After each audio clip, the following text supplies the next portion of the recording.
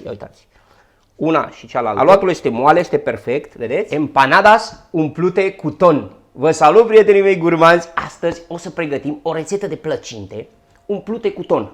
În Spania le numim empanadas. Să vedeți ce rețetă simplă și delicioasă și ieftină o să descoperiți astăzi, da? Haideți să începem să vedeți cum o pregătesc eu. Și voi o puteți umple cu orice alt ingredient. Haideți să începem. Iată. Prima dată o să vă prezint ingredientele pentru umplutură. Uitați ce am pregătit. Am pregătit o ceapă, 3 roșii, un ardei verde, cred că nu o să-l folosesc pe tot, că este cam mare, 2 ouă, aici am aproximativ 160 de grame de ton din conserve, sare, piper și puțin usturoi. Da? Prima dată ce o să facem? O să începem să fierbem ouăle, da? Și dacă n-ați văzut videoul meu cât timp să fierb ouăle, vi-l las aici în YouTube la Sebi acasă. Ulei pentru prăjit și cu astea spuse ce vreau să vă mai spun. Aceste empanadas puteți să le umpleți cu ce doriți. Dacă nu doriți ton, puneți carne. Puteți să puneți orice altceva, da? Haideți să începem. Eu prima dată o să tai ceapa și ardeiul în cubulețe mici, iar roșiile o să le dau prin răzătoare. Gata. Între timp am tăiat ardeiul, ceapa, usturoiul. Aici am pus ouăle la fiert. Acum punem puțin ulei într-o tigaie. Prima dată îi adaug uleiul să-și ia puțin gust de usturoi. Așa? Acum îi adăugăm ceapa. Așa. Îi adăugăm ardeiul. Așa.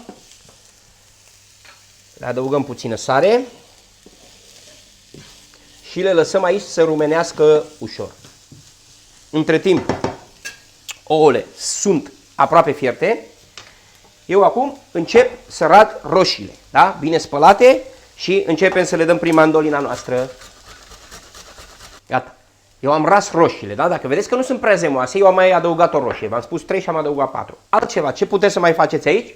Îi fierbeți și un cartof și la sfârșit radeți și un cartof. Deci aici sunteți liberi să folosiți tot ce vreți, da? Condimente, ce vă place mai mult. Haideți să o lăsăm un pic, nu prea mult, nu trebuie să o prăjiți prea mult. Așa. Să-și schimbe puțin culoarea, să fie transparentă ușor. Așa. Vedeți ce culoare frumoasă a obținut. Acum îi adaug roșiile.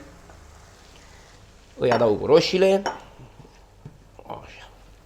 Altceva cu ce puteți umple aceste empanade, cu spanac. Faceți spanac cu ceapă, inclus o puteți face în post, da? Eliminați ouul și ce pun eu acum, o să vedeți că o puteți face și de post. O adaptați la gustul vostru, perfect. Haideți ce mâncărică bună și ieftină vă arată domn Sebastian astăzi, e? Prietenii mei gurmanzi, nu uitați un like și distribuiți-o și cu prietenii voștri. Haideți!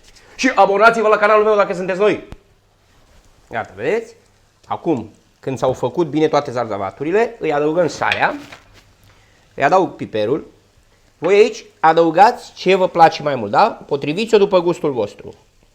O mai lăsăm un minut aici la foc și am terminat de moment. Avem aici legumele călite, avem tonul, avem ouăle fierte, dar eu le-am fiert 12 minute după sistemul meu, la Sebi acasă. Cât timp să fierb ouăle, căutați în YouTube și găsiți, să vedeți cum le fierb eu. Și acum trecem cu aluatul. Să vedeți cum pregătim aluatul. Facem totul acasă de la zero. Haideți să începem cu aluatul. Eu am pregătit aici 500 de grame de făină, da, pe care tocmai am cernut-o.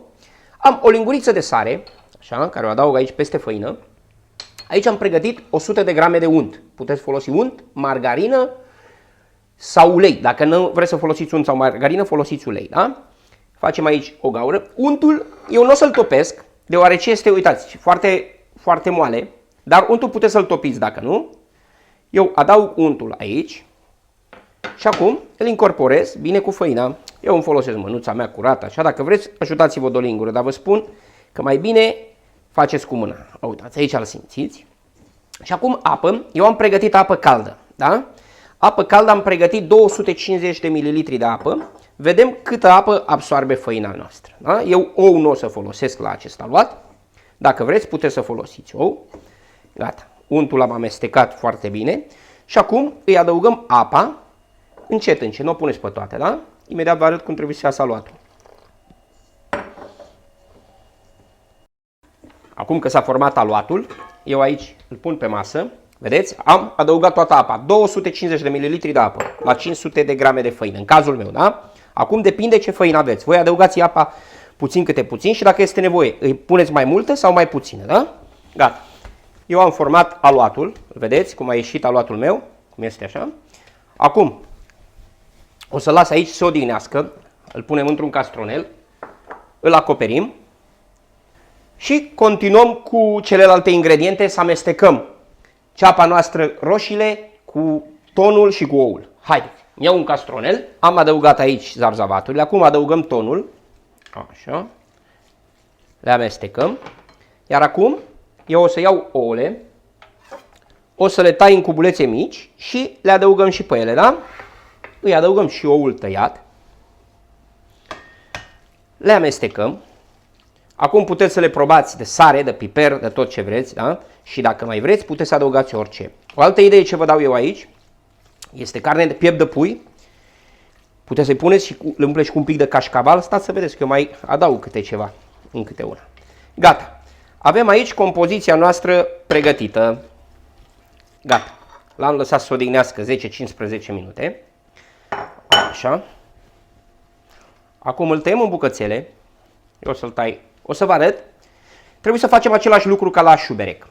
Doar că acolo am văzut că mulți dintre voi îmi spuneați că nu vă iese rotunde acele forme. Ei bine, astăzi o să vă arăt un truc mic, cum să faceți aceste forme rotunde. Eu tapetez masa cu puțină făină, așa să nu se lipească. Și începem să întindem o foaie mare.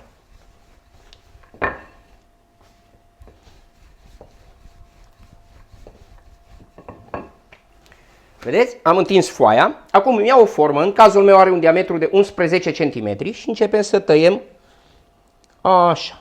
Și în acest caz toate o să vă iasă la fel de rotunde. Vedeți cum le-am făcut? Aluatul care rămâne, nu vă speriați că o să-l folosim. Și în cazul acesta vă ies toate la fel de mari. Așa. Acest aluat îl refolosim.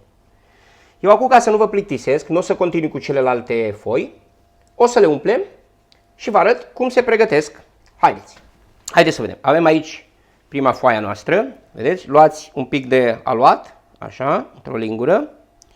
Și acum o închidem. Le închideți bine, să nu aibă aer în ele, deoarece dacă au aer, la sfârșit, și acum facem așa, la sfârșit în cuptor, or să explodeze.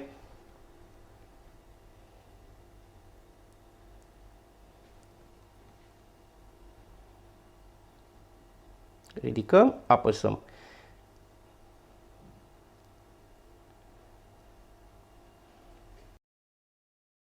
Luăm foaia, punem aici o linguriță din compoziția noastră, o închidem, așa, o pun pe masă aici, le închidem bine cu degetele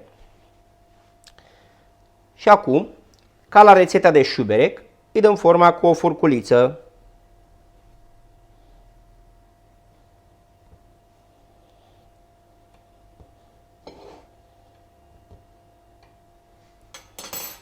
Vedeți? Cam așa trebuie să arate. Haideți, eu continui cu cele. Introduc pe primele 16 la cuptor aici. Eu am bătut un ou, cu tot cu albuș. Și acum pentru o culoare cât mai frumoasă, dar nu este obligatoriu. Dacă nu vreți să puneți ou, nu puneți. Le ungem pe deasupra cu puțin ou. Acum le introducem la cuptorul preîncălzit la 220 de grade, temperatură de sus și de jos.